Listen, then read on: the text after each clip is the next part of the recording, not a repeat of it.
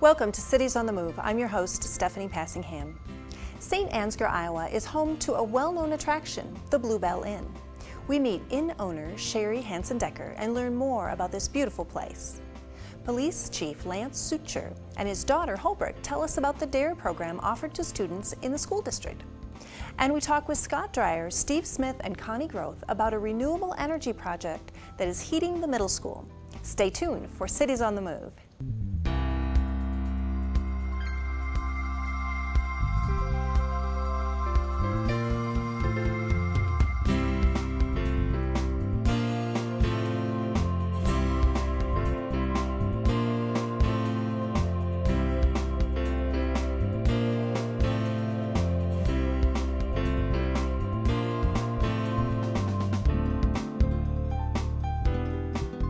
Police Chief Lance Suture runs the DARE program for 5th and 6th graders in the St. Ansgar schools. This year, his daughter Holbrook was in the class. Let's meet them both to find out what the students learn. The DARE program was a program developed in 1983 in Los Angeles, California, that was a way for young people to learn ways to resist the pressures of like gangs, drugs, and violence, and was a program that was very well received by Los Angeles, and then it kind of spread throughout the United States and several foreign countries. And ultimately the program is not just about drugs, it's about making good decisions and choices for 5th and 6th graders. It was fun, and there we learned how to say no to people who offer us drugs, and we had this DARE box that we put in questions that he wanted to answer, and then he answered them for us, and then we just learned how. We learned all the peer pressures. We learned what drugs are bad for you and that drugs can hurt you. The program is based on a 10-week session where I come into the classroom for roughly 45 minutes once a week, and we have different levels of curriculum that we talk about. The basic idea is to teach the students how to say no to different kinds of drugs. Our main focus is alcohol, tobacco, marijuana, and inhalants, but we do talk about other drugs that kids might even ask me about. We talk about peer pressures, we talk about how to form friendships, ways to say no to drugs, and one of the important lessons I have is a role model lesson where I bring in some high school students that have an opportunity to talk to young people, and then they get to ask them, well, what did you do to say no to drugs? Or, how do you resist those pressures that, face people in high school? We had to write an essay for DARE, and 6 people got chosen to read their DARE essay during our graduation. And in my DARE essay, I wrote how DARE got started and what I learned, and I wrote a pledge at the end, and you could say what you learned, and that's just what I wrote. The school is behind it, the community is behind it. It's one of those programs that I just can't say enough about with the support from the community. Everybody thinks it's a great thing to have me into the classroom, and they really like what they see from the kids after the program, just the better attitude they have, and just the knowledge about drugs and why it's important to say no to them. And so good support from parents and community members alike. One of the best things that I like about the DARE program is getting to know the students, showing them that as a police officer I have more than just the job function of driving around having to arrest people and write tickets, that being at the schools and developing that relationships I think is important, because I also do some coaching, and when these kids get to high school, a lot of times they'll still come and talk to me, or they'll ask me questions because of that relationship I developed with them being at the 5th grade level, and that's priceless. He did fine, he was great, and I think our class learned a lot of stuff from him. Well, today we're talking with some folks from St. Ansgar, Iowa, who have developed a unique partnership to provide some renewable energy for their local schools. And our special guests today are Scott Dreyer with the public school system. Welcome. Thank you. We have Connie Groth, who is with Grain Millers. Yes. And we have Steve Smith, who is with Renew Energy. Thanks, everyone, for being here. So, Principal, let us start with you and tell us a little bit about how this idea got started. It was a pretty casual conversation at first. Steve, obviously, Smith, stopped in the school, and we had some conversations, and he had actually talked, I think, beyond myself, and he even talked to some board members and talked to just various people in the community about a project where maybe a boiler could heat our building or part of our building, and then of course the discussion centered itself around green energy as well as some cost savings to the district, which in this day and time is something that would interest almost any district. Sure. So I think it started off pretty casual and just let's have some discussion and let's see where this could lead. All right. And so you instigated this. How did the idea come to you, or was this a technology that you were working on and you thought, gosh, there would be some great applications for local institutions? Well, what happened is we had a boiler system or heating system available, and when we moved out of an incubation period out of Osage, Iowa, out of a facility over there, we moved into a newer facility here in St. Ansgar. The unit that we had was a little bit bigger than what we needed for our facility, so we were looking at a possible synergy to put that unit into use, and the school seemed to be the right place to do it. And obviously the key component was the school interested in doing it, and could we in fact find a fuel provider? And in Grain Millers, obviously we found somebody that could provide that fuel. Great. Now tell us a little bit about what happens at Grain Millers. Give us a sense of what the company does and then this byproduct that apparently works really well in this boiler. Grain Millers processes a variety of different grains. The majority of what we do is oats. So we receive them in mostly on rail, and through our process, we take the hull, which is the outside of the oat, off. So it's the inside of the oat, it's the oat groat that the people consume, but it's the oat hull is a byproduct. It is, in this case, put into the system and burned to generate the heat. Okay. It can be used for animal bedding. It's used as a feed additive. Okay. So you had some other outlets for this already, but kind of a byproduct of Yes. the work that you guys Yes. did. Yep. Okay. So we've been in St. Ansgar over 20 years, and we are a human consumption plant. So our customers use our products for food. For food. That you Okay. would buy on the store shelves. Great. So when did all three of you kind of get together and say, well, you've got a building that needs to be heated, you've got a piece of equipment that can do it, and you've got the fuel to hulls go with it? that'll I mean, burn, how right. did this all come together? I think it was over a period of time. Like I said, it seems like it's happened real quick, but it's really been a few years, and the conversations were pretty casual, but very quickly Steve had a presentation to our board. Okay. And I think that's when everybody started thinking, okay, this is something that maybe could happen. Mm-hmm. And it went from there, what do we need to make it happen? And I would certainly defer to Steve on that. He did the presentation to our board that I think got the ball rolling. Okay.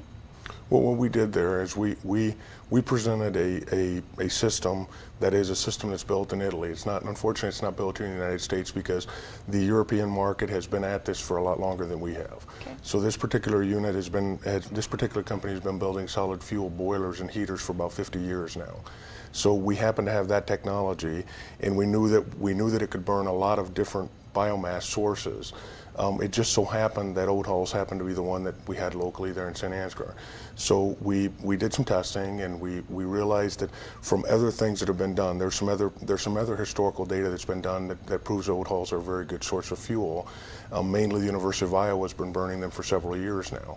So we looked at that and we said, if they can do it with their system, then we can do it with this system. We did some testing and realized that it was a very good fuel for that, and then approached Grain Millers about using the fuel, and they kindly accepted being able to supply the fuel, and from there it was just a matter of getting it. Sounds easy, but getting it installed, which was actually kind of a difficult step, but getting it installed and getting hooked up and getting it started. And really, this winter has been our first trial period. We actually commissioned this December 28th of this past year. And this winter has actually been our first trial period, and it actually went much better than we thought. Oh, good. Very, very well. Up to date, we've burned about, our estimate's about 65 to 70 tons of oat hulls, somewhere in that neighborhood. And it's actually become quite automatic. It's been kind of neat. The elevator there in town picks up the oat hulls from grain millers. They load them, they scale them, they bring them over, put them in our bulk bins, and it becomes almost transparent. I mean, we really don't have to do a lot of work. The system itself is very automatic. It has completely automatic feed systems, and all we do is burn the oat hulls, heat the water, and then pipe the hot water into the school for use in their heat exchangers. Okay, so it works like a traditional boiler system, just using a different fuel. Biomass is a word that is bandied about quite a bit in terms of renewable energy. Give us kind of a technical definition of what biomass is. Really, biomass is any naturally occurring substance that could be used for fuel. It could be residue from crops. It could be even manure based. It could be agricultural based. One of the obviously most well known one is wood. You know, wood-based biomass is the one that's been around for a long, long time. Basically, it's any substance that can be burned that's naturally occurring, that uptakes the carbon dioxide in its growth cycle, that it then gives off when you burn it.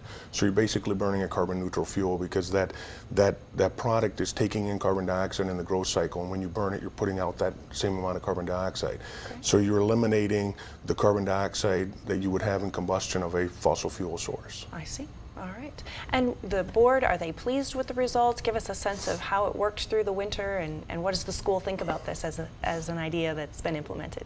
Well, I think it's a real ongoing process for us. I think we're pleased it's up and running, and it's actually heating the middle school side of our 612 building. Okay. And I think there's a lot of curiosity with it still, and let's see how things go, but it's been a good partnership, and right now I think we just want to see, you know, what's it going to mean for us after we get a full season under our belt and can go back and look at the data, and certainly Steve will present a lot of that to us. Mm-hmm. Been very happy with grain millers. They're a great community partner, and for them to provide the resource that can be used in the biomass unit is a big boost for us, and we're very appreciative of their partnership for sure. Great. But so far it's been a pretty good marriage. All right, sounds good. And did that change your operations at all, what you had to do with those oat hulls, or? It didn't. We store them, we segregate them from the other products, so there are silos just for the oat hulls. Like I said, we have other customers in the animal industry generally. Some of them do go into the food industry also, but so the St. Ansgar Mills is the name of the local elevator that does the trucking. Grain Millers doesn't have the trucking, so they are the ones that pick up the hulls at our plant and deliver them to the school. Okay. So yeah, not really a change in our operation at all, but we're very happy to be able to help support the school with that. Great, sounds good. Now, did I read you're planning to still use the system to heat? Was it a swimming pool in the summertime, or do you have plans for other facilities to expand what's being heated? That would be a Steve Smith question. Our swimming pool, as it sits, just to give you an idea, sits right next to the school, and certainly there's been discussions of, can we kind of heat both things with the same unit, but I would certainly defer to Steve. The pool is actually owned by the city, not the school. Right. It's not part of the school. So another partnership. Yep, Okay. it'd be another partnership. The other side of that was the other side of the business that we looked at. To be able to run this unit actually and get the maximum return on our investment, we actually want to keep this unit running as much as possible. We're getting now to the point that this unit is actually throttling itself down because of how warm it's been. Right. So we're getting to the point where we really wouldn't need to have this unit running anymore. So one of the things that we looked at was, how do we keep this unit running? And the other side of the equation was, the city has a pool that sits, as Scott said, sits very, very close, right on the same physical area. And what we looked at was, can we actually heat their water, heat their pool from Memorial Day to Labor Day, and get them off of natural gas also. We looked at that with a lot of interest, because they also had fossil fuel bills that they wanted to get rid of. So that's now the second part of the equation we're looking at, and trying to see what we need to do to hook into their system to actually provide them with hot water during the summer season. Okay. For the school district, were there other renewable options or things like geothermal that you guys looked into, or did you pretty much kind of have this great new idea and run with it? Actually, our board did talk about geothermal and a lot of different options, and I think anytime you're looking at budgets and you're trying to figure out how you can save some money in terms of heating and cooling, a lot of things came up, but all the stars seemed to align, so to speak, when Renew Energy had this boiler, and it was just an opportunity that, to be honest with you, may not occur everywhere in the world, but certainly in our little piece of it, everything happened to line up at one time and the conversation started. So I don't think that we necessarily considered very seriously any other option just because everything was really in place for this particular opportunity to happen. And so that's where we are today. All right. With grain millers there, we have a consistent product for the heating, but it's certainly, the system itself certainly can run on other products. But since we were there, it worked out well and for all involved. And that's just another piece of the puzzle. You've got grain millers providing the product that we need to make the boiler work. We've got Renew Energy right there in town with a boiler, and the boiler's right there and available. We had a facility that it could be hooked into in our buildings, and so everything just seemed to kind of align and go together, and made it work pretty smooth for us anyway. Sounds good. Another technical question for you, Steve. When you talked about the boiler throttling down, does that mean that it becomes less efficient, or do you actually have to turn it off? Sometimes when you have corn burning furnaces or whatever in your house, sometimes you just have to turn it off when those days get warm because it can't dial down far enough. Is that the case, or is there some way to This system is very, very sophisticated. It's all computer controlled. Okay. So what it does is it actually will sense when the school's load is dropping because of the outside heat. So when it's sensing that, this unit has several levels, and what it does, it starts backing down on the levels and the amount of oat hulls that it's taking in on each cycle. At that point, it gets to a point though, it will get to a point where automatically it will put itself into a suspend mode because it doesn't need to be producing any more heat. At that point, we can be in a suspend mode for a certain amount of time, but there comes a point in time where it actually will suspend itself long enough that it will actually tell the computer unit to shut it down. So that's about where we're at now, just because of the outside ambient temperature now. It's been a beautiful spring. Yes, It is. yes. In the school building, do you notice a difference when you walk from one part of the building to another that is heated differently? The different heat. Not at all, and that's a good thing. Okay. And that's what we were kind of wondering was, and because the buildings are connected, and definitely the heat does flow between the two buildings, but primarily we're heating the middle school facility. As you walk in between the two, nobody made any comment that, well, I can tell it's a little bit different, it's a little bit warmer, it's a little bit cooler. And I think that was a huge thumbs up for us, that nobody's noticing any difference, and that's kind of the way we wanted it. Right. We wanted it just to be a smooth transition, kind of seamless. Great. Which could be a double-edged sword, because at the same time we've had people say, we haven't noticed it. And that's actually a good thing, maybe a good thing or not. What we actually have, it's been kind of fun because we actually talked to a couple of teachers, and one of the teachers said she's totally changed her wardrobe because in years prior, some of the middle school rooms were colder. And she's actually said, I'm not wearing sweaters or jackets or anything because it's now warmer over there. And I thought that was actually a very nice compliment. Great. Absolutely. Connie, for other communities that may be looking at this, give us from your perspective what makes this work, or what advice would you give to other providers, perhaps of biomass, if they wanted to be part of a partnership? What makes a difference for you? Grain millers, St. Ansgar, the town, has a great tradition of pride, and grain millers is very proud to be there, and proud of our school. And so I think, if you have that pride in working together and want things to flow smoothly, it's certainly not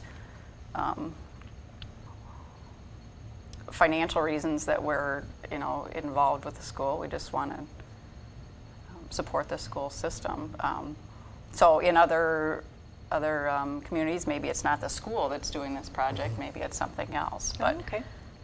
Like I said, the biomass, we have hulls, which is a consistent product, but I believe even like grass clippings has been discussed too. Wow. So cities can collect yard waste and possibly even use that. But Sounds like it could be a recycling program as well. yes. Well, we end up, as a company, this is part of our business. The other side of our business actually is we use briquetters, which are densifying machines that actually take loose biomass and turn them into a solid fuel. And so the other side of our business, as Connie was mentioning, is taking, instead of burning leaves and having a community burn their leaves in a pile of leaves in the fall, the better idea might be to densify that fuel and use that fuel in an application like this where depending on the amount of biomass that's available and the quality and consistency, you could actually use that in a heating system and put it to a good use instead of just burning it on the side of the curb. Right. Well, it sounds like you guys have developed an excellent partnership that seems to be working for everyone, and we thank you for coming in and sharing it with all our viewers. Thanks for having us. All right, stay tuned for more Cities on the Move. Sherry Hansen-Decker rescued a Queen Anne Victorian house that no one else would tackle and turned it into a beautiful bed and breakfast along with a tea house. Let's pay a visit. The dream of one woman with a great deal of help from her family resulted in a beautiful, relaxing oasis in the town of St. Ansgar, Iowa. Sherry Hansen-Decker created the Bluebell Inn, a bed and breakfast also offering dinner and tea house amenities. She shares the story of how and why she transformed this formerly neglected beauty 18 years ago. I had been living in Colorado Springs, Colorado for 12 years, and I decided I wanted to move back to the Midwest to be closer to my family. I wasn't a mother, and I had nieces and nephews back here and thought that I'd like to get to be Auntie Sherry if I wasn't going to get to be a mom. So I started looking for an idea for a business that would enable me to earn a living here in the Midwest as a single woman, and I came up with a bed and breakfast, and I found the perfect property here in St. Ansgar, and made an offer, and it was accepted, and the house was really, really run down when I bought it. I only paid $18,000 for it, and people thought I was a fool to have spent that much money on a house that had no heat, no electricity, no kitchen. There'd been a lot of gutting and stripping done. So I started renovating with the help of my mom and dad and brothers and sisters, and the Bluebell Inn was born out of that desire to be back here in the Midwest. The house features beautiful Queen Anne Victorian architecture and many fine details of the style. The house had all its natural woodwork, including 8-foot tall maple pocket doors and a beautiful fireplace and French doors. It had stained glass, leaded glass, etched glass, and cut glass windows that were lovely. And it had tall ceilings with tin on them. So we have tin ceilings on the whole first floor and wood floors upstairs, and it just was a perfect house for a bed and breakfast because the rooms are very spacious. There was room enough for king-size beds and added bathrooms with big jacuzzis and fireplaces, and there was also seating enough on the first floor, or room enough for seating on the first floor for up to 60 people, which was very nice considering that I wanted to open a tea house too. So the architectural size and features of the house just made it a perfect place for an inn and a bed and breakfast. Sherry's menu gives guests a chance to travel farther afield through the many dishes influenced by European culinary treats.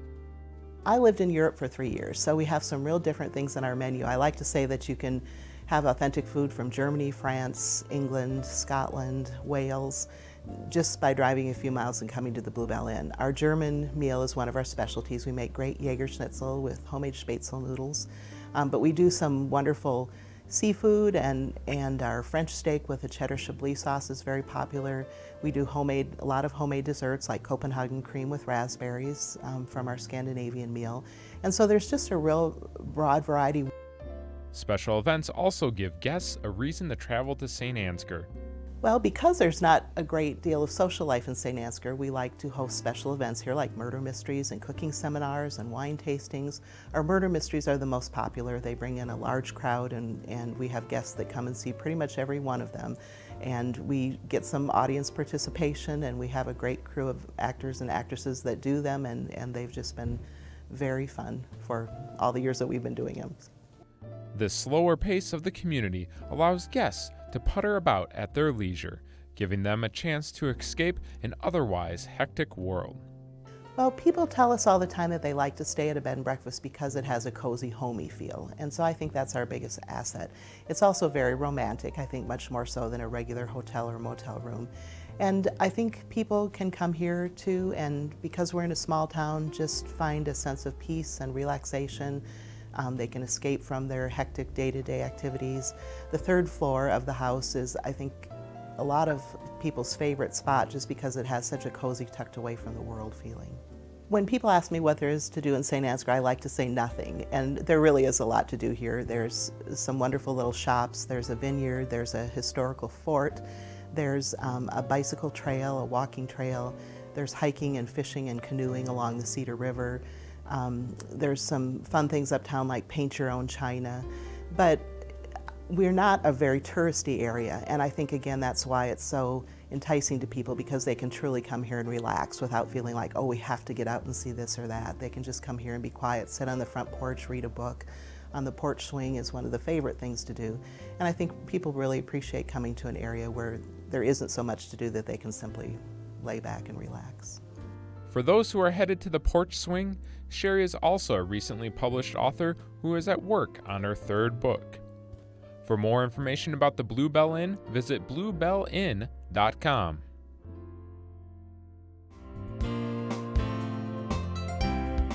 And now for the calendar of events.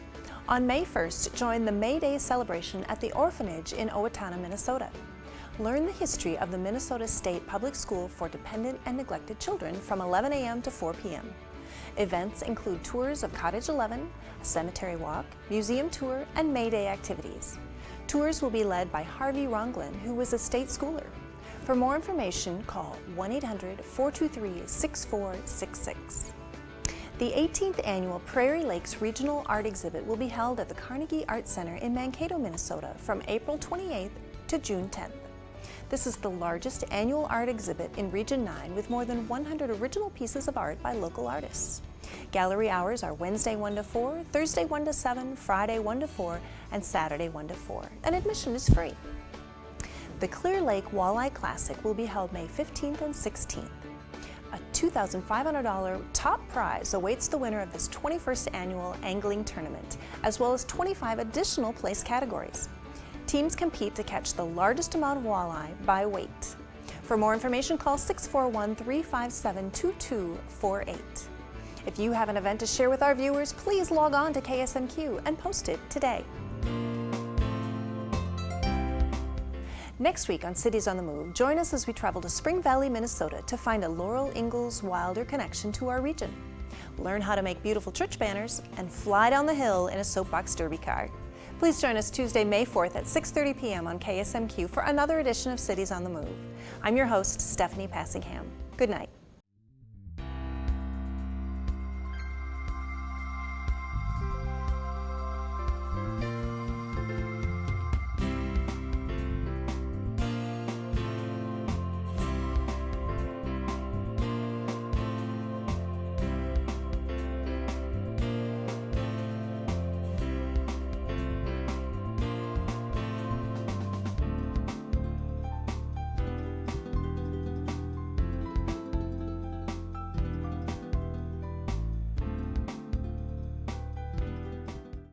Production of this program is made possible in part through a grant from the Blandon Foundation.